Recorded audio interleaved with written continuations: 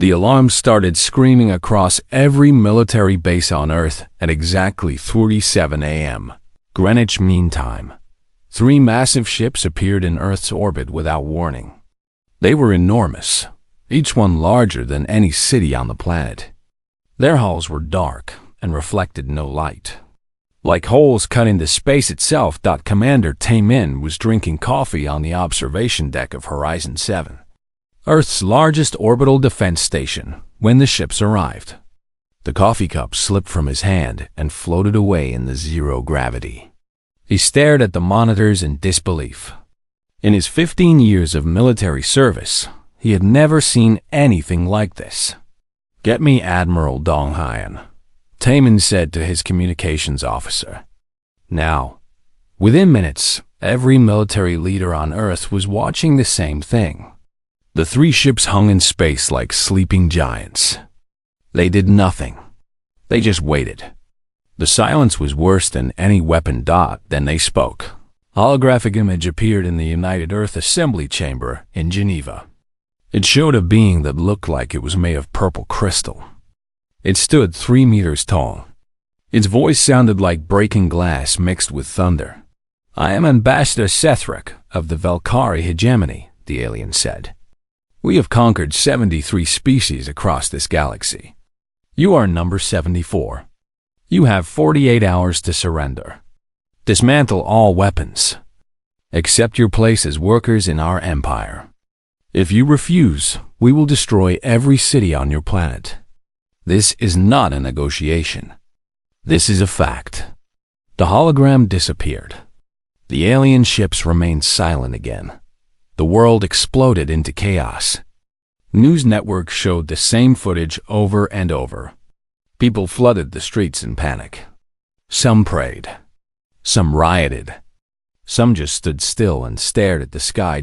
In Seoul, South Korea, Dr. Ji-woo wasn't watching the news.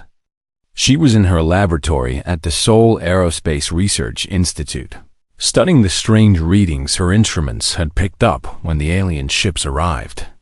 She was a quantum physicist, and something about the alien technology fascinated her. "Ji-woo, you should go home," her colleague Hyun-woo said. He stood in the doorway, looking exhausted. "The world is ending. Spend time with your family."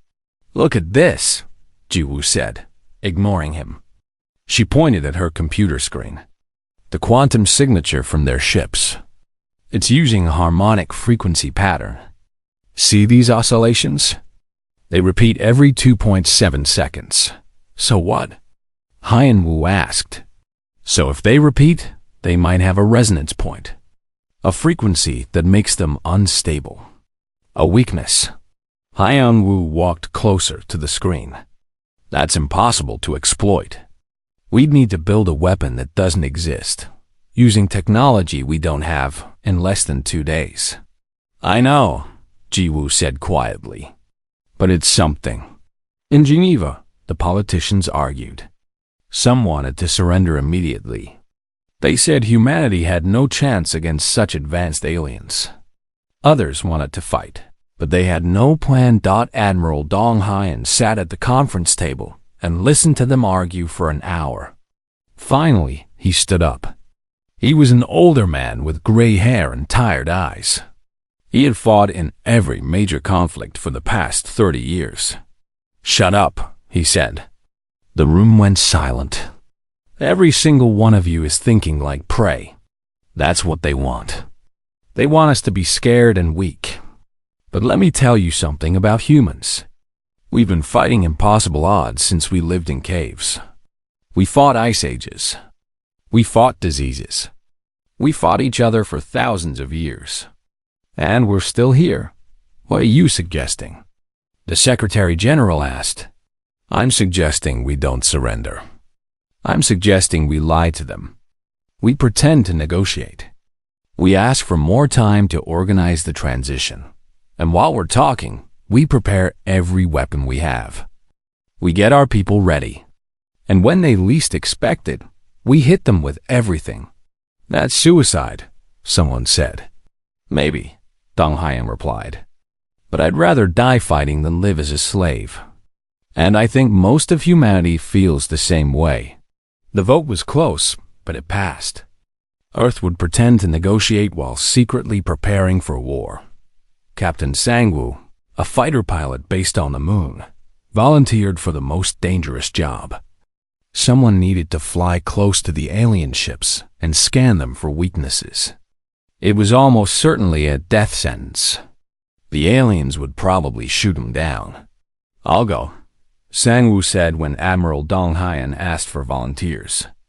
"I'm not married, no kids, and I'm a damn good pilot."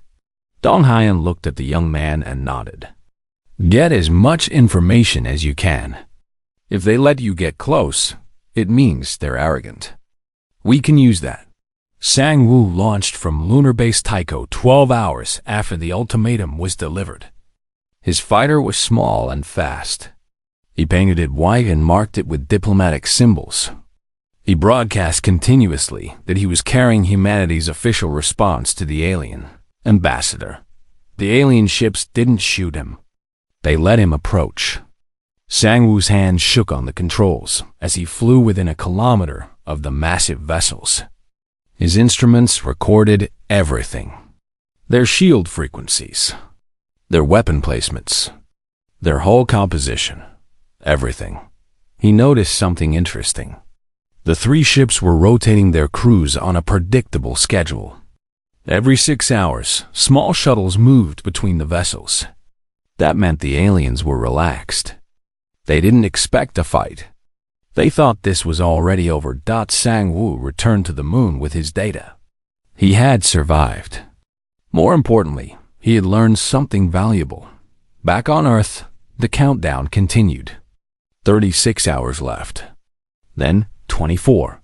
Factories across the world worked non-stop, building missiles and weapons. Civilian ships were armed with anything that could shoot. Miners on Mars sent every resource they had back to Earth. Admiral Dong Hyan looked at the reports coming in. It wasn't enough. It would never be enough. But it was what they had. He sent the final orders to every ship, every station, and every soldier. In 12 hours, humanity would reject the ultimatum. And then the war would begin. Commander Tae-min, read his orders on Horizon 7. He looked out at the alien ships hanging in space. They were beautiful in a terrible way. "Well," he said to his crew, "we always wondered if we were alone in the universe. Now we know, and they want us dead. So let's show them what humans do when someone threatens our home." His crew cheered. They were scared. They knew most of them would probably die. But they were ready. The countdown reached 0. The clock showed 47 hours and 30 minutes remaining. Earth's diplomats began their performance. They sent messages to the Valkyrie, asking for clarification on surrender terms. They requested meetings to discuss transition procedures. They asked about timelines and logistics. Every message was designed to waste time and make the aliens believe humanity was actually considering surrender. Ambassador Sethrak responded to each message with barely concealed irritation. The crystalline being clearly expected instant compliance, not bureaucratic delays. But the Valkyrie had conquered so many species that they knew primitive civilizations often needed time to accept their fate. They would wait. They had waited before. While the diplomats talked, the real work happened in secret. Ji-woo hadn't slept in 20 hours. Her laboratory had been taken over by military personnel who brought in equipment she'd only dreamed of using. Quantum computers that normally required years of approval to access were now at her disposal. Admiral Dong Hyan had given her unlimited resources and one simple order: find a way to hurt them. "The harmonic resonance is real," she told Hyan-woo as they studied the data from Sang-woo's reconnaissance flight. Their shields operate on a quantum frequency that cycles every 2.7 seconds. If we can generate a counter frequency that matches and amplifies at the exact right moment, we could overload their entire defensive grid. "That's theory," Hyan-woo said. Making it reality is different. We'd need emitters powerful enough to affect something that size, and we'd need to deliver them close enough to the target. Dr. Yan-hee, another physicist who had joined their team, looked up from her calculations. I think I can design the emitter. The problem is power. We'd need enough energy to overload their shields without destroying our own equipment. How much power? Ji-woo asked. More than any ship-mounted weapon system currently has, Yan-hee replied. We'd need to build something new. Something that can contain and release energy in a burst that lasts exactly 1/4 of a second. Hyun-woo started sketching designs. What if we modify the quantum missile housing? Strip out the explosive payload and replace it with your emitter design. We could use the missile's own power core to generate the burst. They worked through the night. The mathematics was insane. The engineering was impossible. But slowly, they made it work on paper. Then they had to make it work in reality. Captain Sang-woo spent his time debriefing military intelligence. He described everything he'd seen during his flight near the alien ships. The predictable crew rotations. The centralized command structure. The way the 3 ships were networked together. If we take out the flagship, what happens to the others? Admiral Dong Hyun asked. Based on their communication patterns, I think the other 2 ships would lose coordination, Sang-woo said. They're not independent. They're like fingers on a hand. Cut off the hand and the fingers can't work properly. Dong Hyun studied the tactical displays. So we focus everything on the flagship. Hit it hard and fast before they can adapt. It's still suicide, one of the other officers said. Their technology is centuries ahead of ours. Then we make up for technology with determination, Dong Hyun replied. Humans are very good at dying for causes we believe in. Let's make sure our deaths count for something. Across Earth, military forces mobilized in secret. Fighter squadrons launched from hidden bases and positioned themselves behind the moon, using its mass to hide from alien sensors. Orbital defense platforms that had been marked as inactive for decades suddenly came online, their weapons charged and ready. Mining ships from the asteroid belt accelerated toward Earth, their cargo holds filled with makeshift explosives. Lieutenant Eun Ji-woo commanded a frigate called the Indomitable. She was young for her rank, only 28, but she'd proven herself during the Mars independence conflicts. Now she stood on her bridge and looked at her crew. They were good people. Most of them had families waiting on Earth. Some had children. I won't lie to you, she told them. Our orders are to get close to the enemy flagship and fire everything we have. We probably won't survive. But if we do our job right, the ships behind us will have a better chance. Your families will have a better chance. That's what we're fighting for. Her crew didn't cheer. They just nodded in return to their stations. They understood. On Mars, veteran soldier Ki-jun trained the fresh recruits in zero-gravity combat. Most of these kids had never seen real combat. They joined the military because it paid well, not because they expected to fight aliens. Now they looked terrified. Listen to me, Ki-jun told them. Fear is good. Fear keeps you sharp. But don't let it control you. When the shooting starts, you focus on your training. You focus on the person next to you. You stay alive by working together. One young recruit raised his hand. Do you think we can win? Ki-jun considered lying. Then he decided they deserved the truth. I think we can make them bleed. I think we can make them regret ever coming to our system. And sometimes, that's enough. The countdown continued. 24 hours remaining. Then 12. Earth pretended to organize its surrender while actually preparing the largest coordinated military strike in human history. Ji-woo's team completed 3 prototype quantum resonance emitters. They weren't perfect. The testing had been rushed, but simulations showed they had a 60% chance of working. In a situation this desperate, 60% was excellent. The emitters were loaded onto 3 heavy cruisers. Kijun volunteered to command one of them, the Defiant Horizon. His mission was simple and impossible. Get close enough to the Valkyrie flagship to deploy the weapon. Survive long enough to activate it. Hope it worked. You understand you probably won't make it back, Admiral Dong Haiyan said when Kijun accepted the mission. I understand, Kijun replied. But someone has to do it. Might as well be someone who's lived a full life. Some of these kids are barely 20. Let them have a chance to grow old. Dong Haiyan shook Kijun's hand. Humanity won't forget what you're doing.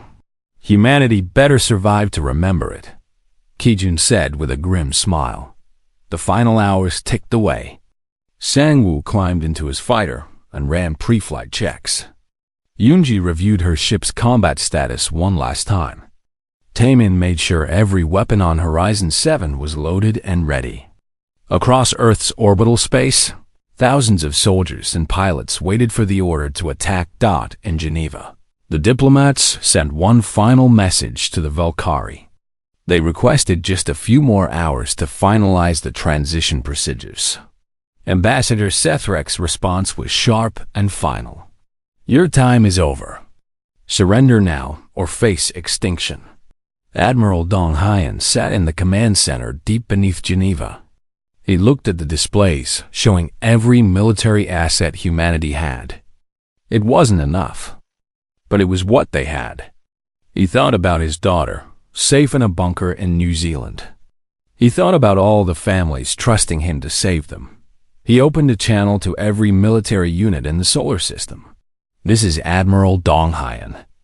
In 60 seconds, the ultimatum expires. We're not surrendering. We're not giving up our planet. We're not becoming slaves. Humanity has one response to their demands. No. All units, prepare to engage. Show these aliens what happens when they threaten Earth. Make them regret ever finding us. Fire at will. He pressed the button that would transmit the attack order. 60 seconds later, the war began. The first shot came from Horizon 7. Commander Taemin didn't wait for the ultimatum to officially expire. At exactly 0 hour, he gave the order, and the station's main particle cannon fired. A beam of concentrated energy crossed the void between the station and the nearest Valkyrie cruiser in less than a second. The beam struck the alien ship's shields and dispersed in a shower of light. It did no damage, but it sent a message that echoed across every communication channel in the solar system. Humans don't surrender. Within 2 seconds, every orbital platform, every hidden weapon satellite, and every military vessel opened fire simultaneously. The space around Earth lit up like a fireworks display. Missiles streaked toward the Valkyrie fleet. Energy weapons carved glowing lines through the darkness. Railguns fired projectiles at incredible speeds. The Valkyrie were caught off guard for exactly 5 seconds. Then they responded. Their weapons were terrifying. Purple energy beams swept across Earth's defensive perimeter and simply erased everything they touched. 3 orbital stations vanished in flashes of light. Horizon 7 shuddered as a near miss overloaded its shields. Alarms screamed across the station. Hull breach on Deck 7. Someone shouted. We're losing atmosphere. Taemin gripped his command chair as the station shook. Seal that section. Keep firing. If we're going to die, we take them with us. Captain Sang-woo led his squadron through the chaos. He'd positioned his fighters behind a field of deactivated satellites, using them as cover. Now, he accelerated toward the Valkyrie flagship, weaving between debris and incoming fire. Stay tight, he told his squadron. Use the debris. Don't give them a clear shot. His wingman, a pilot named Jae-sung, flew beside him. They'd trained together for years. Sang-woo, this is insane. Their point defense is cutting through our people. I know, but we have the target locations from my reconnaissance. Trust the plan. They dove toward the flagship. The quantum missiles under their wings were Han Wu's design, built to exploit the weak points Sang Wu had identified. If they could get close enough to launch, they might actually penetrate the shields. Behind them, 2 more fighters exploded. Then 3 more. Sang Wu tried not to think about the pilots he knew, the friends he was watching die. He focused on the targeting computer and the rapidly shrinking distance to the flagship. "Launch in 5 seconds," he said. 4, 3, 2, 1. Launch. The missiles dropped from their wings and ignited, accelerating toward the Valkyrie flagship. Sang Wu pulled his fighter into a hard turn, barely avoiding the defensive fire that chased him. Behind him, Jae-sung wasn't as lucky. His fighter took a direct hit and vaporized. Sang Wu didn't have time to mourn. He watched his missiles strike the flagship shields. They penetrated deeper than conventional weapons, exploding against the hull. Actual damage. Small damage, but it proved the aliens could be hurt. Lieutenant Eunji commanded the Indomitable as it charged toward the Valkyrie fleet. Her orders were to execute a close-quarters attack, getting inside the optimal range of the alien weapons where their advanced targeting would be less effective. It was a strategy born of desperation, but desperation was all they had. "All power to forward shields," she ordered. "Weapons, prepare to fire everything on my mark." Her tactical officer looked at her. "Commander, if we get that close, we won't be able to escape." "I know," Eunji said quietly. "But we're not here to escape. We're here to buy time for the others." The Indomitable accelerated, its engines pushed beyond safe limits. Around it, 11 other frigates did the same. They were the hammer blow, the sacrifice play that would create an opening for the heavier ships behind them. Valkyrie weapons tore into them. 2 frigates exploded before they reached their target range. Then 3 more. The Indomitable shields failed, and hull breaches opened across the ship. Eunji felt the deck tilt beneath her feet as the artificial gravity fluctuated. "We're at point-blank range," her weapons officer reported. "Firing now." Every weapon on the Indomitable fired at once. Railguns, missiles, energy weapons, everything. At this range, against the flagship shields, they actually caused damage. Small fires erupted along the alien hull. Armor plating buckled. "We did it," someone whispered. Then the return fire came. The Indomitable took a direct hit to its engine section. The explosion tore through the ship. Eunji barely had time to order evacuation before the bridge lost power. "Abandon ship." All hands abandoned ship. She grabbed an emergency suit and helmet, making sure her crew was evacuating before she moved toward the escape pods. The ship was dying around her, but her people were getting out. Most of them, anyway. On Earth, Ji Woo watched the battle through the data feeds from orbit. Her quantum resonance weapon was loaded onto 3 cruisers, including Ki-jun's Defiant Horizon. They were holding back, waiting for the right moment to strike. Watching people die while she sat in safety made her sick. "The flagship shields are damaged from the conventional attacks," Yan-hee said, studying the readings. "If we deploy now while they're weakened, we might have a better chance." Ji-woo opened a secure channel to Admiral Dong-hyeon. "Admiral, we should deploy the resonance weapon now. The flagship is vulnerable." Dong-hyeon's face appeared on her screen. He looked 20 years older than he had that morning. "Authorized. Sending the attack order to Ki-jun now." Ki-jun received his orders aboard the Defiant Horizon. His 2 escort cruisers, the Morning Star and the Perseverance, formed up beside him. They began their approach to the flagship. "This is it," Ki-jun told his crew over the intercom. "Our weapon might not work. We might not get close enough to deploy it. But we're going to try. For every person who's died today. For everyone still fighting. For Earth." The three cruisers accelerated toward the Valkyrie flagship. They drew heavy fire immediately. The Morning Star's shields collapsed, and the ship took multiple hits. It fell out of formation, venting atmosphere and debris. The Perseverance lasted longer, but a direct hit to its bridge killed the command crew. The ship went dead in space. The Defiant Horizon continued alone. Kijun's ship shook with each impact. Systems failed one after another. His navigation officer was killed when her console exploded. His weapons officer was injured by flying debris. But Kijun kept the ship moving forward, manually piloting when the automatic systems failed. "We're in range," his science officer reported. "Deploying the resonance emitters now." The three prototype devices launched from the Defiant Horizon and positioned themselves around the Valkyrie flagship. For a moment, nothing happened. Ji Woo held her breath in her laboratory on Earth.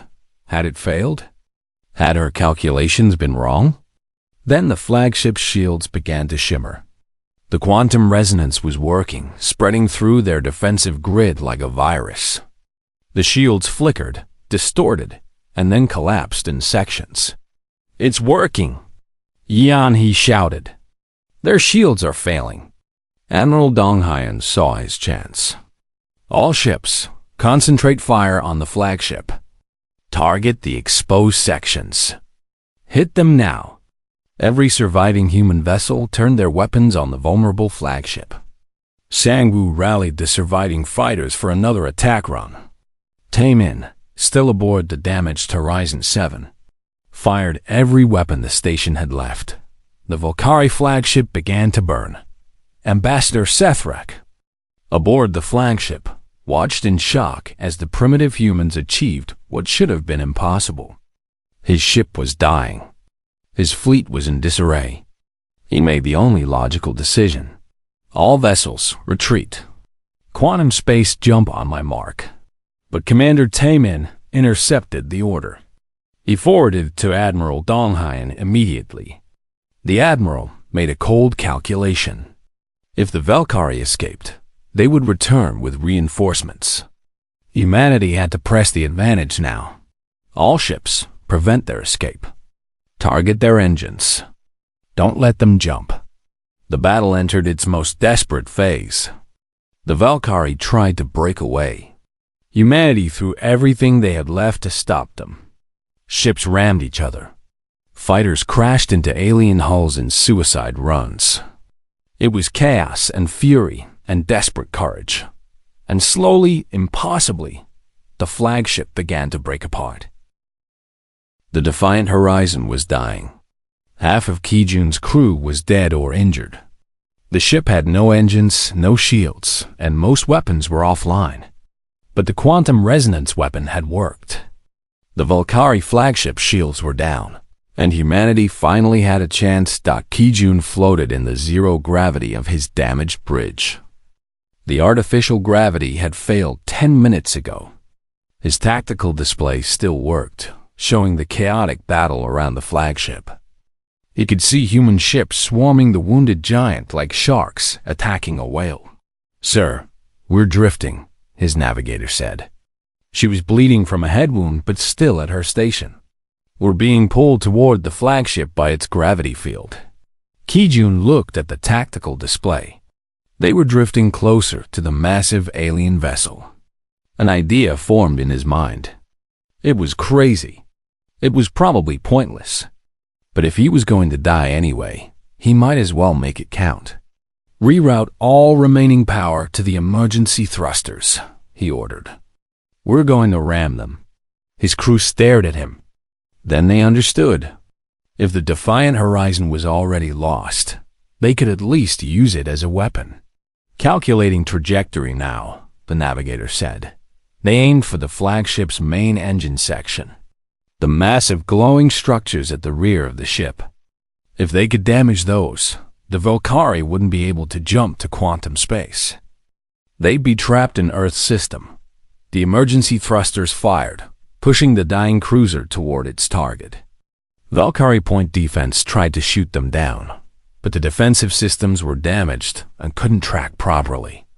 The Defiant Horizon accelerated. Kajun opened the channel to Admiral Dong Hyun. Admiral, this is Kajun. We're making a final run at their engines. If you don't hear from us again, tell my sister I'm sorry I'll miss her wedding. Also, tell Ji Woo her weapon worked perfectly. She's brilliant.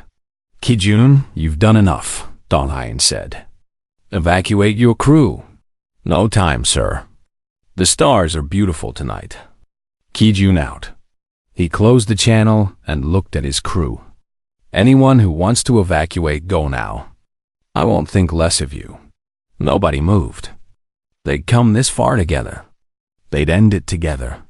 The Defiant Horizon struck the flagship's engine section at full speed. The impact created a massive explosion that tore through both ships. The flagship's engines detonated in a chain reaction. Kijun and his crew never felt the end, but their sacrifice mattered. The flagship couldn't escape now. Captain Sangwoo saw the explosion from his fighter. He recognized the Defiant Horizon silhouette just before impact. Another friend dead. Another sacrifice. He pushed down his grief and focused on his mission. All fighters, the flagship's engines are gone. They can't run. Let's finish this. He led the surviving fighters in a coordinated attack on the flagship's command section. His missiles had done some damage earlier, but now he could see the exposed areas where armor had been blown away. Those were his new targets. His squadron was down to 6 fighters.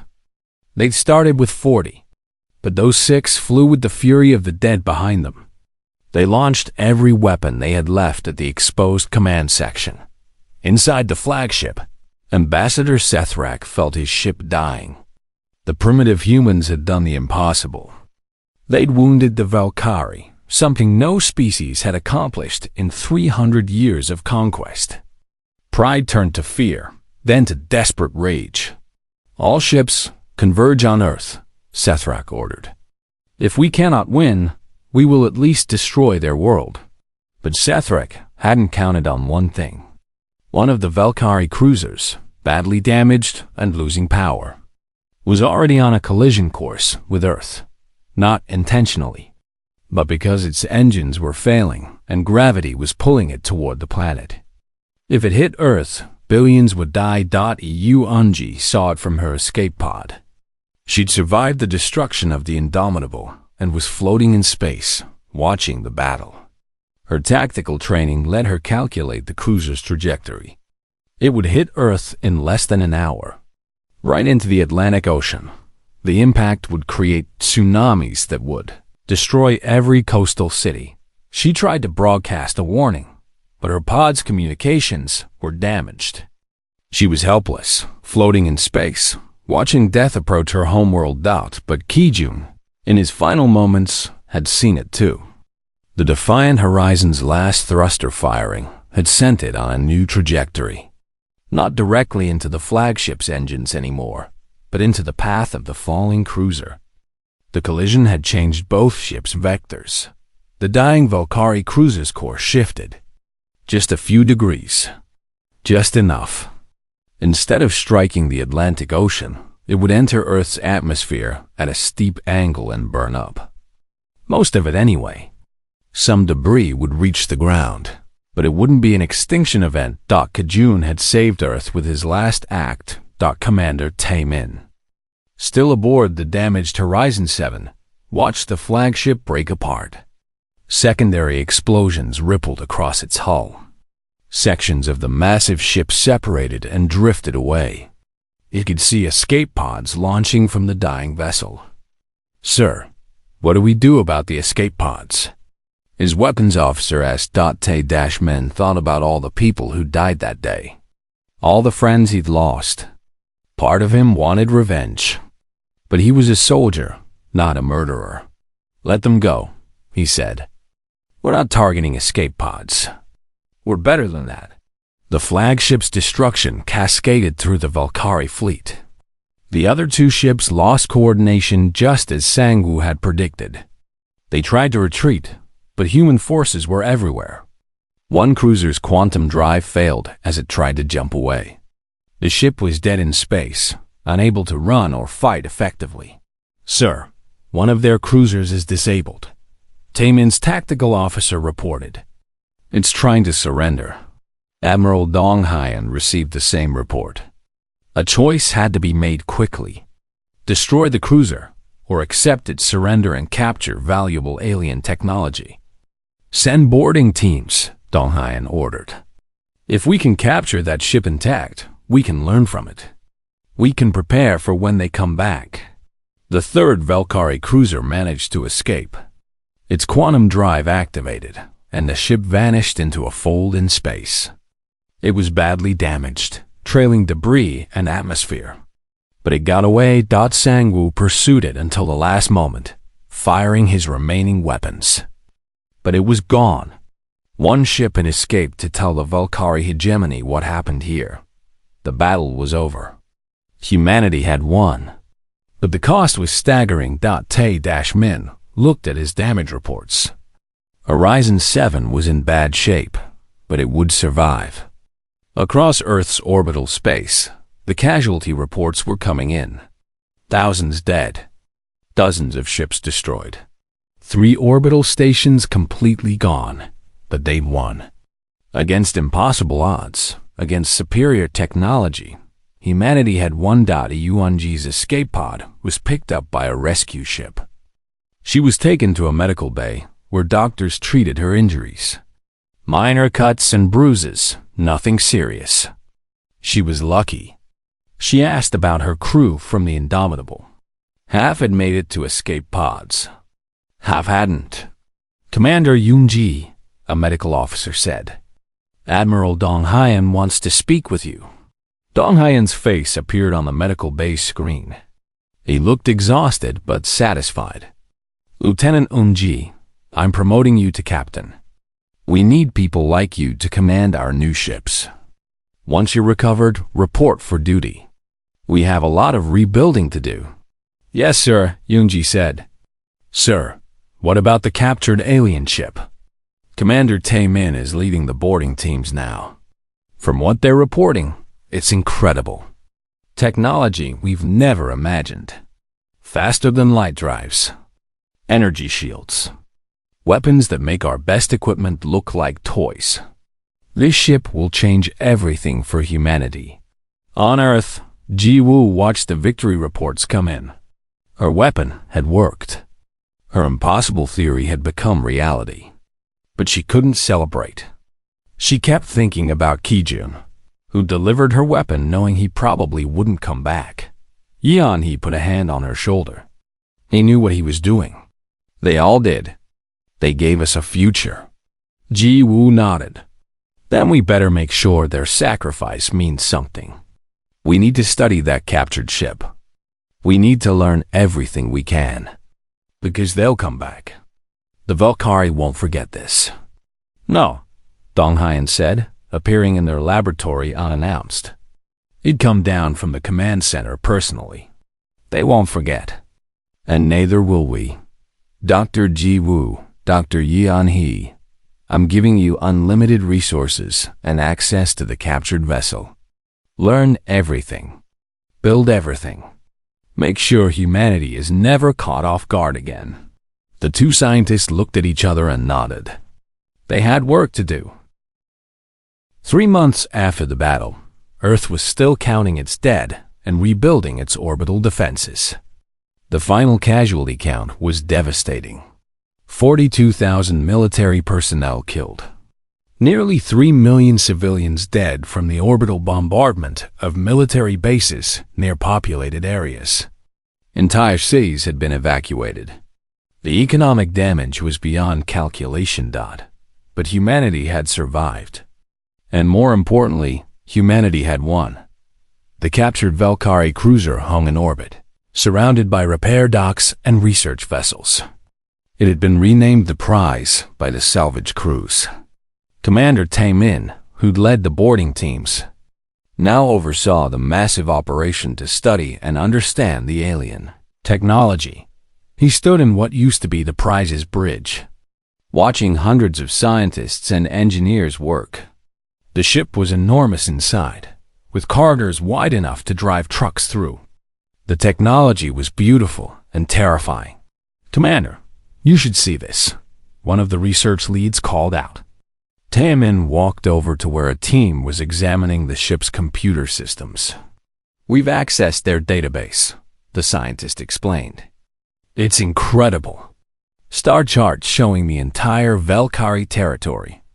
Information about all 73 species they've conquered. Technologies, weapons, everything." Taemin looked at the holographic display showing the Valkyrie Empire. It was vast, covering hundreds of star systems. And there, marked in different colors, were the locations of the conquered species. Some had been enslaved for centuries. "Send all of this to Admiral Donghayan immediately," Taemin said. "This changes everything." In Seoul, Ji-woo and her team had made breakthrough after breakthrough. The quantum resonance principle that had brought down the Valkyrie shields was just the beginning. By studying the captured ship's systems, they'd learned how to generate the energy fields themselves. They'd learned how the faster-than-light drives worked. They learned secrets that some species had taken centuries to discover. "We can build our own version," Hyun-woo said, showing Ji-woo his latest designs. "It won't be as advanced as theirs, not yet. But we can create ships that travel faster than light. We can create shields that will actually protect us. In a few years, we'll match their technology. In a decade, we might surpass it." He was working on weaponry. The Valkyrie energy weapons were powerful, but they required exotic materials that Earth didn't have in large quantities. She was designing hybrid weapons that combined human and alien technology, using materials humanity could actually produce. "We're not just copying them," Yeon-hee explained to a group of military engineers. "We're improving. Human weapons are crude, but effective. Valkyrie weapons are elegant but resource-intensive. Combine them, and we get something better than either." Captain Sang-woo was one of the first pilots selected to test the new hybrid fighters. The design incorporated recovered Valkyrie shield generators and improved engines, wrapped in a human-built frame. When he first flew it, he felt like he was piloting a dream. The fighter was fast, incredibly fast. The shields held against test weapons that would have vaporized his old fighter. The weapon systems were more accurate and powerful than anything he'd used before. "This is incredible," he reported back to the engineers. "With fighters like these, we could actually stand up to them in a fair fight." "Good," the lead engineer replied, "because we're building 2,000 of them." Captain Eunji received her new command 4 months after the battle. It was one of Earth's first cruisers built using hybrid technology. She stood on the bridge and looked at the dedication plaque. The ship's name was Defiant Horizon, honoring Ki-jun and his sacrifice. "All systems are online, Captain," her new executive officer reported. "We're ready for trials." Yoonji ran her hand along the captain's chair. The ship was beautiful. It was powerful. It represented everything humanity had learned and everything they'd become. "Take us out," she ordered. "Let's see what this ship can do." The Defiant Horizon performed perfectly. It was faster than any ship humanity had built before. Its shields were strong. Its weapons were devastating. And it was just the first. Shipyards across the solar system were working day and night to build more. Admiral Donghayan stood before the United Earth Assembly in Geneva. 6 months had passed since the battle. Earth's orbital defenses were rebuilt and stronger than before. New ships were launching every week. But Donghayan hadn't come to talk about defense. "Members of the Assembly," he began, "we've spent 6 months rebuilding and learning. We've made incredible progress. But I'm here today to discuss our future, not our past." He activated a holographic display showing the Valkyrie Empire and the conquered species. The Valkyrie Empire controls 73 species. Most have been enslaved for centuries. They live under brutal occupation, their resources extracted, their people oppressed. The Valkyrie came to Earth expecting easy prey. They found warriors instead. Now they know we're dangerous. They'll come back, probably with overwhelming force. The assembly members shifted uncomfortably. Everyone knew the Valkyrie would return eventually. We have two choices, Donghayan continued. We can wait here, building defenses, hoping we'll be strong enough when they return. Or we can take the initiative. The captured ship contains coordinates for every subjugated species in Valkyrie space. We can reach out to them. We can offer them alliance. We can help them fight back. Together, we could challenge the hegemony itself. You're proposing we go to war across the entire galaxy? Someone asked. I'm proposing we don't wait to be victims again, Donghayan replied. The Valkyrie expected us to surrender because that's what every other species did. We surprised them. What if we could inspire those 73 conquered species to do the same? What if we could build a coalition strong enough that the Valkyrie would think twice about attacking anyone? The debate lasted for hours. Some argued it was too dangerous, that humanity should focus on its own survival. Others agreed with Donghayan that offense was the best defense. Finally, the vote was called. The motion passed. Humanity would build its first faster-than-light warship. It would travel to the coordinates of the conquered species. It would offer alliance and liberation. Earth was going on the offensive. Commander Taemin was chosen to command the mission. The ship was built using the best technology from both human and Valkyrie sources. It was armed with hybrid weapons. It was crewed by volunteers who understood they might never return. The ship launched from the rebuilt Horizon 7 station 1 year after the battle. Taemin stood on the bridge and looked at the star charts. 73 enslaved species. Hundreds of worlds waiting for hope. The ship's name was painted on its hull in letters 3 meters tall. Liberation. Navigation. Set course for the closest conquered system, Taemin ordered. Communications. Prepare the first contact package. Let's see if anyone out there wants to join the fight. The Liberation activated its quantum space drive and vanished from Earth's system. It was humanity's first step into a larger galaxy. A galaxy that would learn what Earth had already proven. Humans don't surrender. Back on Earth, Ji-Woo received a message through the communication arrays. It was faint, distorted by distance, but it was there. An automated response from one of the conquered species, having detected the quantum signatures from the Liberation's drive. The message was simple. Are you the ones who defeated the Valkyrie? Ji-Woo smiled as she typed her response. She sent it out into the galaxy, knowing it would take months to arrive, but also knowing it would change everything.